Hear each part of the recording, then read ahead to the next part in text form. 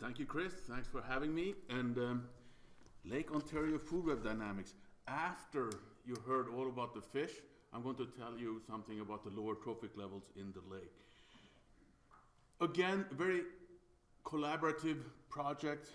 People from Cornell, people from Canada, from DFO Canada, from the Environmental Climate Change Canada, from US EPA, from USGS, New York State DEC, Buffalo State. We all work together. It's a great thing to see. So, fish production require production at lower trophic level. If you heard Tom Stewart's talk yesterday, he showed this slide. As nutrient increase, fish production increases. That's a known. What kind of fish you get, though, might vary where you are in these nutrient levels. And how much fish you have depends on the food web structure. So let's look at both what the nutrient levels, what the lower trophic levels are doing in the lake. In particular, look at all that interactions in the lower food web. Talk about what has happened over time and what we might see in the future. So we have at least four, maybe I'm not counting them right, but we have a biomonitoring program by New York State DEC, USGS, US Fish and Wildlife Service, and Cornell, and that's on near-shore sites, at 7 sites across the shore, and also offshore sites associated with the Kehoe and the Seth Green. The DFO Canada some samples that it's across the whole lake, and then they have special samples in this part, in Station 81, I think that's that one, and I'm going to show some data from Station 41 there. US EPA, the Great Lakes National Program Office, samples these other brownish colored places, does it only in April and August. And Ontario Ministry of Natural Resources and Forestry is working on Station 81 area up there. So lots of collaboration, lots of data sets, hopefully showing similar patterns. What I want to talk about then is lower trophic level indicators and how they change over time. We have spring total phosphorus. Phosphorus is the limiting nutrient in Lake Ontario. I'm going to look at spring and summer water clarity measured with Secchi disk depth. Then moving on to phytoplankton, zooplankton, mysids, the amphipod diporia, and a little bit of quagga mussels, and then try and put the whole thing together. So, total phosphorus in the spring epilimnion, this clearly has declined. Right? This is data. I'm going to build this graph to just show you how I colored these different surveys. In this gray, this is the Canada surveillance data going through time, and this is the values we had when we did low CSMI whole lake surveys for a number of years. These are whole lake estimates, so it includes both nearshore and offshore estimates. I made them gray. Clearly a long-term trend downwards, right? We know that. It's been talked about before.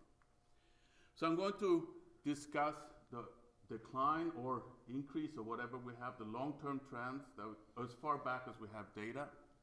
But I'm also going to look at the data from 95 to 2018, partly because last time we wrote a state of the lake, we had data up to 2013, and we found no change to talk about from 95 to 2013. So this is kind of like it went down and then stable, got more leveled off and stayed at about the same level since that time. That happened at that time in all the data sets except this one, which tended to continue downward trend in the EC, the Canadian surveillance data. So now I put on in blue two data sets, or 3 data sets, DFO Canada from Station 41, the biomonitoring programs from the offshore, and the Glenda, so that's the Great Lakes National Program Office, EPA data, also in blue, and they're all offshore data. So we have them data here and here. And if you, I just also put down the Great Lakes Water Quality Agreement target of 10 micrograms per liter, which we clearly are below. If you look at nearshore data, we have biomonitoring programs from the nearshore sites, and we have Station 81. They tend to be higher phosphorus levels, staying more around, a little bit below that 10 micrograms per liter. Still, if you look at the whole data set, clearly a downwards trend in the long term. So let's just take the data, more recent data since 1995, just take out that part of the data set. If I do that and run regression on just that data, it is still declining in the EC surveillance data. That's this one. That was the only data set that was declining when I looked at this some time ago, but now we also have declines in the EPA Glenpo data. And the offshore biomonitoring data, BMP data, is marginally significant decline. So it looks like we have seen some continuous decline in phosphorus levels in the offshore of the lake, not in the nearshore. Phosphorus levels in the offshore of the lake are higher than they are in Michigan and Huron, but there's lots of discussion about whether there is enough phosphorus to maintain the fish production that they want. Here's Michigan has been going down, Huron has been going down, Superior is about the same, maybe even a little uptick. They're all about the same, and Ontario is about twice as high phosphorus levels in the offshore as there are in these other upper lakes. But not that much more. So about the factor 2. All right, so that's the phosphorus, limiting nutrients in the lake. If you look at spring water clarity, it's certainly increasing. This indicates that there is less algal blooms, less diatom blooms in the spring. It's increasing both in the, I think I have that, both in the Glenpo data, in the EPA data, and in the biomonitoring data for the May data we have. So increased water clarity in the spring. If we look at spring Secchi depth, and this is the EPA data, and look at how it has changed since 83 and 88, and then going to now, you can see how much clearer the water is. I kind of like this. Notice that in 83, 88, these lakes were about similar water clarity, and Superior was the clearest of them all. Now, they're all increased in water clarity, but Ontario less so than Michigan and Huron, which are now clearer than Lake Superior. Okay. It's becoming clear. What about summer? Summer as well, we see a nice increase in water clarity in the summertime over the long term. But for summer water clarity, we don't see it in the short term. We don't see a trend since 1995.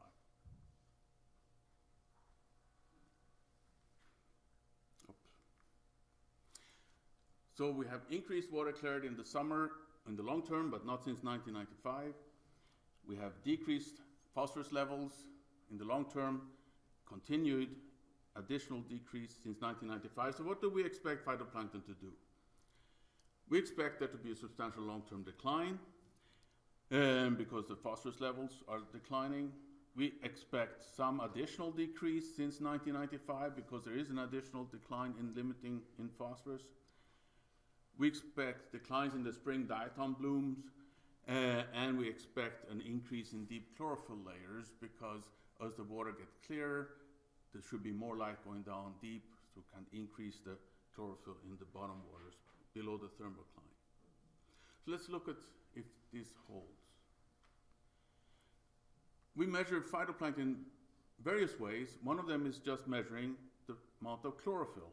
It's quite variable and messy, but we do see a long-term decline. we don't see a decline in summer chlorophyll since 1995. We do see this is pretty much the same picture if we just looked at the spring data.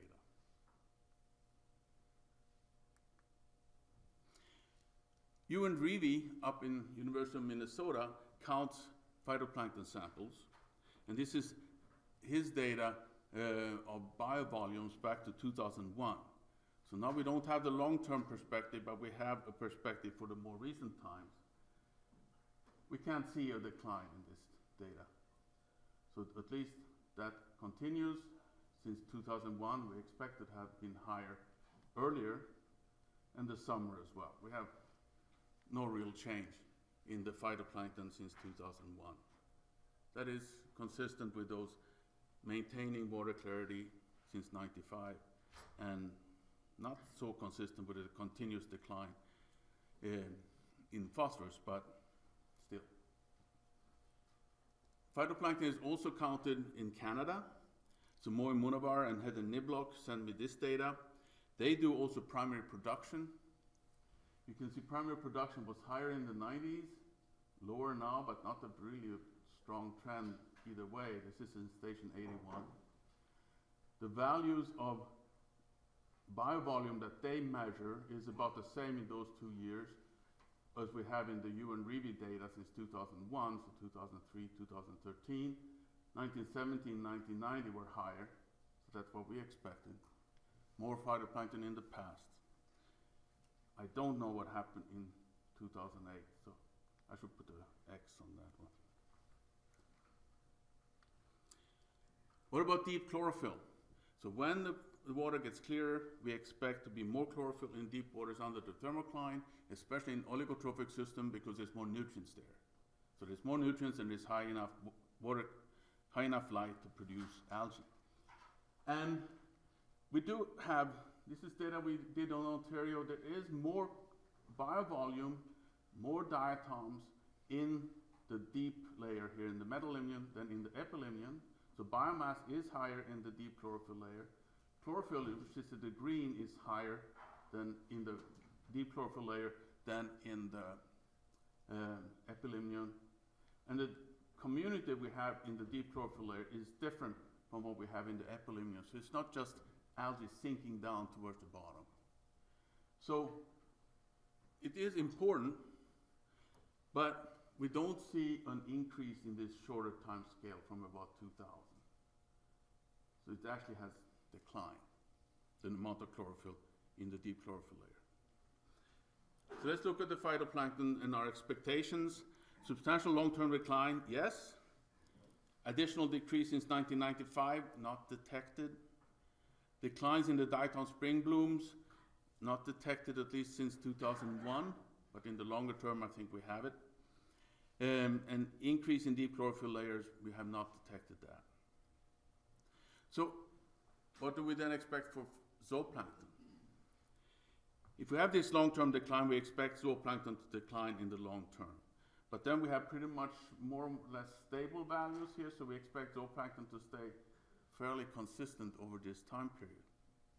So let's look at zooplankton. We're going to look at these different groups. This is an omnivore called Limnocalanus. There's a deep water calanoid copepod. We have this copepod here that is also common. We have cyclopoid copepods in yellow, Daphnia in red, and Bosmina in this pink color. If you look at the biological monitoring program, there is a clear decline over time, and there's a very strong decline in 1998. These are all the different groups, but 1998 is a strong decline in the nearshore, and in 2005 was a strong decline in the offshore. So this is daytime epilimnetic data. Let's take that offshore data and put on the Canadian data since that they had on the offshore in station 41 up to about 97, and then the offshore biomonitoring program data from 95 to 2018. You can see that strong decline in 2005, not much after that. Strong decline, I think I have that. Okay. So long-term decline, 2005 dramatic decline, and then not much change since then. We don't see that decline in 2005 if you look at the whole water column. So the Glenpo data, the EPA data, takes samples from 100 meters depth up instead of just the epilimnetic surface water above the thermocline. We don't see it. 2005, no dramatic change, but you can see a kind of increase in these blue colors after 2005. And these are deep living copepods. So we have some increase in those deep living copepods that would not show up necessarily in the epilimnetic daytime data. In fact, however, there's also quite a lot of Daphnia. This is the red color here throughout this time period, and we actually don't see a significant decline in Daphnia across this time period. There is a significant decline overall in zooplankton since 1997. But why don't we see the same kind of pattern as we have there, 2005? We don't see it in the whole water column samples. In some years, we go out, that was my counters. I remember. I want to tell, this is the counters there, they are the ones together that makes us able to give you 2018 data already in the spring of 2019. So kudos to them.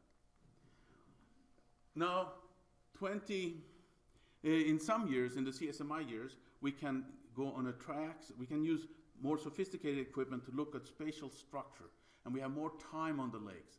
So in this case, we have something called an optical plankton counter sitting up here that can measure the details of the zooplankton distribution by depth.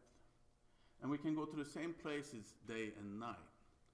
So some of these changes that we saw, the reason we don't see that 2005 sudden change in the zooplankton in the epilimnion during the day in the whole water column is this. Here's the temperature profiles in 3 transects in Lake Ontario in 2013. Warm water on top, thermocline. And here's the daytime biomass of zooplankton. So you have, this is the epilimnetic zooplankton up there, but you also have zooplankton down here under the thermocline that is those large copepods and Daphnia. And during the night, they all migrate up. So these animals are available to fish at night, but not during the day. We also have changes in the zooplankton community occurring during this time, associated partly, we think, with changes in invertebrate predators. So this is the fishhook flea, this is the spiny water flea, predators. You can see changes occurring. In some years you get more the spiny water flea and fishhook fleas in other years. They seem to be negatively correlated with each other. That change seemed to be associated with this change in copepods from mostly cyclopoid copepods to mostly calanoid copepods. There's the calanoid copepods. It's also associated with a decline in Bosmina, and then you get this coming up, then you get Bosmina going down, they're coming up, Bosmina comes back up. It is almost a mirror image of that predator distribution. And we also see changes in the daphnids. So we have one Daphnia retrocurva, which tend to not migrate as much, and Daphnia gallieda, which migrates quite substantially. And we tend to see this one together with the spiny water flea. Look at that eye, it's a visual predator. It feeds on Daphnia up in the water column. When that's present, it's better to be able to migrate down to deep waters. So we have both Lemnocalanus and other copepods present in deep waters, and we have more Daphnia present during the night. More present during the day in the deep waters, and they migrate up into the water column. So we have these spiny water flea changes. We also potentially have changes in alewife. And I know from other lakes that if you have low alewife abundance, you tend to get larger zooplankton. Larger Daphnia, larger calanoid copepods, and spiny water fleas. So I'm not sure yet if the changes in the zooplankton community that we see has to do with alewife or with the spiny water flea, or it's an indirect effect of alewife going down, increasing the spiny water flea, which in turn changes the communities of copepods. I think it's a combination of fish in invertebrate predation that causes these changes that we observe in the lake. Okay. We've seen these two predators, the fishhook flea and the spiny water flea. One goes up, the other one goes down. This one probably eats that one. And this is a pattern across the whole, all the Great Lakes. So here's my conclusion for zooplankton. Long-term declines, they do follow the decline in phosphorus and chlorophyll. There's a shift from cyclopoids and bosmina to calanoid copepods. There is Ontario's zooplankton community, therefore, is getting more similar to the zooplankton community of Huron and Michigan and Superior, but it still has Daphnia, which these other lakes tend not to. These community changes are associated with these predators, and the decline in daytime epilimnetic zooplankton since 1998. No, the decline in epilimnetic zooplankton in 1998 occurred in the nearshore, and in 2005 occurred in the offshore, and those values during the day has been low since then, but the total water column biomass has declined less, but it has declined. Okay. We also have mysids. I like mysids. This is data from Kelly Bowen and Warren Curry. They do a great fall assessment of mysids in this lake. Mysids can be up to 30% of the total crustacean zooplankton biomass in Lake Ontario. Important prey fish is not the fish. Important prey for fish, especially since Diporia has declined. Okay, so here is decline since 1990, but if you take it since 1995, we don't see a change in the offshore or the nearshore data that they present. There's offshore and nearshore data there. Adding the Glenpo data, the EPA data that we count to the mix doesn't make any additional conclusion. It's still no decline since 1995. Diporia. This amphipod disappeared from shallow waters prior to this graph. And it's in deep water, it hang on a little longer, but by 2010, we don't see it. And in the last survey, I think maybe they found 2 in all of their sampling. So that one is pretty much gone.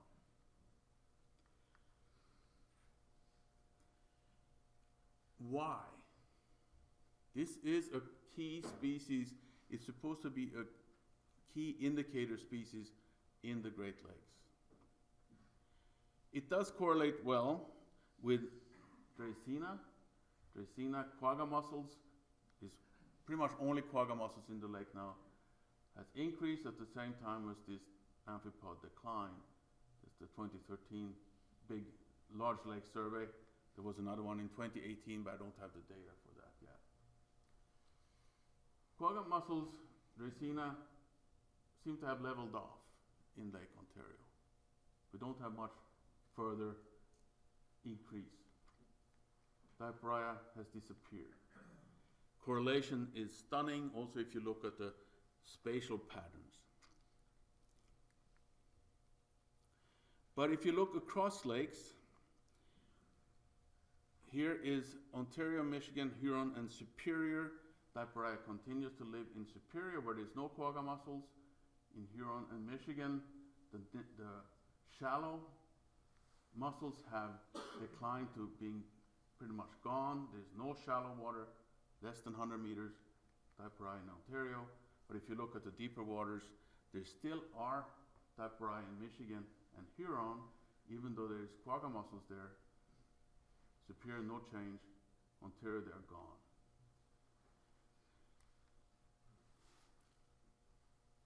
So we do have the same kind of dynamics of diporrhea in Michigan, Huron, and Ontario, and correlates with Dracaena coming up.